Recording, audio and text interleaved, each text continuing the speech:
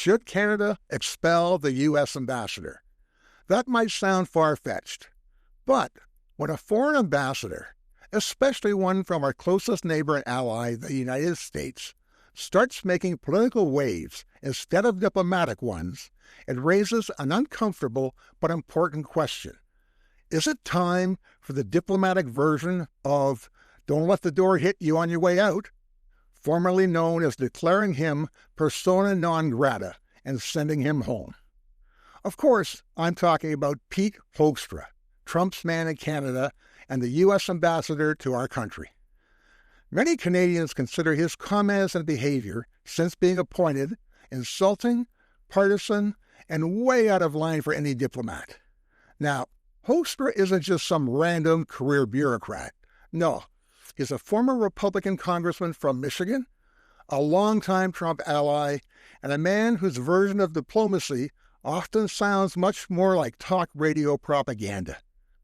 He served as U.S. ambassador to the Netherlands back in Trump's first term, where he was the center of controversy for prior statements that he'd made that he then denied ever having said. But when caught on camera, he tried lying to cover up and to gaslight the reporter. Here, watch this clip. Let's look back at the interview that he had with Dutch television in 2018. At one point, you mentioned in a debate that there are no-go zones in the Netherlands and that cars and politicians are being set on fire in the Netherlands. I didn't say that. That is actually an incorrect statement. Yeah, we would call it fake news. I never said that. Because it's what but I said. No, it's not what I said. I didn't say that. That's an incorrect statement. We would call that fake news. I never said that. No, it's not what I said. Okay, so what did you say? The reporter then played him a clip of the statement that he made in 2015. The Islamic movement has now gotten to a point where they have put Europe into chaos. Chaos in the Netherlands. There are cars being burned. There are politicians that are being burned.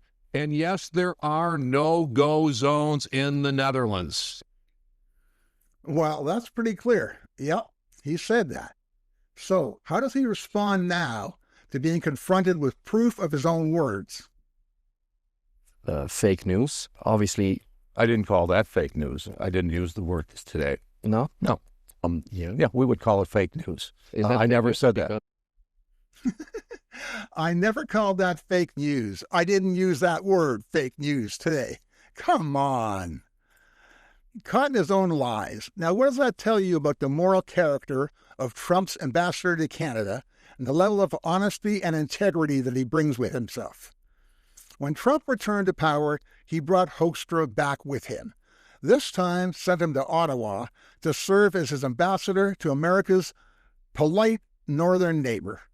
And indeed, Hoekstra's been making waves ever since, but not for trade deals, not for diplomacy, but for his insults and inappropriate opinions. Hoekstra's remarks suggesting that certain Canadian leaders or the media are anti-American and that we should welcome Trump's threats to annex our country as his 51st state just don't sit well with Canadians north of the border. Diplomats are supposed to represent their country's interests, but they're not supposed to lecture or meddle in another country's internal politics. When any ambassador starts sounding like a campaign surrogate or a cultural war pundit, they're crossing a line. Because diplomacy isn't about shouting across borders. It's about building bridges over them.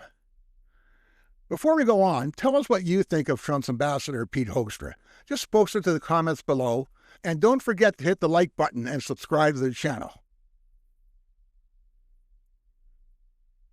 So, what does persona non grata mean?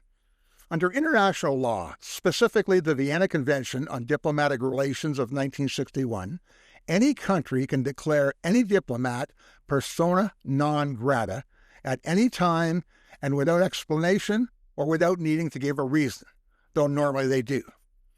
It's a legal way of saying, pack your bags, you're done here. When that happens, the sending country, in this case the U.S., has to recall that diplomat immediately, and the host country can even stop recognizing them as an official envoy. Now, It's usually reserved for pretty serious cases: espionage, threats, major violations of diplomatic norms, but political interference has definitely triggered it in the past. For instance, Canada itself expelled a Chinese diplomat in 2023 for intimidation tactics against Canadian citizens. Dozens of Russian diplomats have been persona non grata for espionage in the past, and Turkey threatened to mass expel diplomats from dozens of countries for criticizing their internal policies. So yeah, it's rare, but it does happen, even amongst countries that are technically friendly to each other. What would be the implications to Canada of expelling the U.S. ambassador? First, there's respect for sovereignty. Ambassadors are supposed to be guests, not commentators on domestic politics. When they start taking sides or scolding elected officials, well, that's interference. Secondly, precedent matters. If Canada shrugs this off, it sends the message that it's okay for powerful allies to talk down to us in our own country. Third, there's public trust. Canadians are fiercely protective of our independence, especially from our southern neighbor. And finally, there's symbolism. Expelling an ambassador doesn't end a friendship. It sends a message: respect us or rethink your approach. After all, we've already seen more than enough loud Americans on TV and social media. We don't need one living right here with diplomatic immunity. Now, there's a flip side to all this. Expelling the U.S. ambassador would be a huge diplomatic shockwave. Washington would almost certainly retaliate by expelling a Canadian diplomat or two. That could disrupt cooperation on NORAD, trade negotiations, and cross-border issues. But let's face it, how well have those things been going anyway? It could also be spun politically that Canada is now anti-American and overreacting. And there's also the practical argument. Maybe we should be using other tools first. A private warning, known as a démarche, or limiting access to official and media platforms. In diplomacy, sometimes a polite whisper does more than a dramatic exit. Canada could issue a formal warning, citing Article 41, the Don't Interfere rule. If the behavior of the ambassador continues, we would then restrict official invitations or briefings. Basically, we'd send a message without burning the bridge. Sometimes the quiet, bureaucratic slap on the wrist is all that's needed. And let's face it, we Canadians do quiet, bureaucratic slaps pretty well. I suggest that this is the very minimum that we should be doing: issue a formal warning. This controversy also reveals something much bigger. The Trump administration's return has brought a new kind of diplomacy, one that's louder, more partisan, and often dismissive of traditional norms. When America sneezes, Canada catches a cold. But this time, the cough is coming from the U.S. Embassy. If ambassadors become mouthpieces for domestic politics, instead of professionals serving the state, diplomacy itself becomes just another casualty of polarization. Diplomacy should build bridges, not burn maple leaves.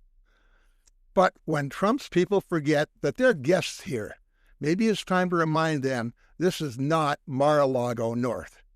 So, what do you think? Should Canada politely or not so politely show Mr. Hoekstra at the door? Drop your thoughts in the comments. If you enjoyed this, give it a like, subscribe to Beyond America, and remember, being polite doesn't mean we're a pushover. Thanks a lot, and here's a few other videos that you may enjoy.